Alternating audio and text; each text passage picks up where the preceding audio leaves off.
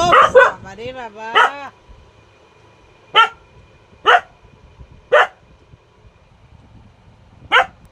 ডাল রুটি খাবা না? না রেগে যাচ্ছ কেন?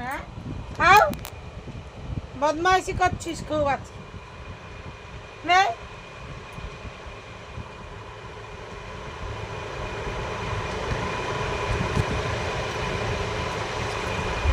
পাগলা।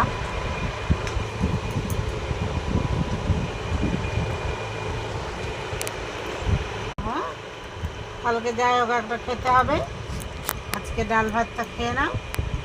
খাওয়া খাওয়া নিয়ে হয়েছে জ্বালাতন যত।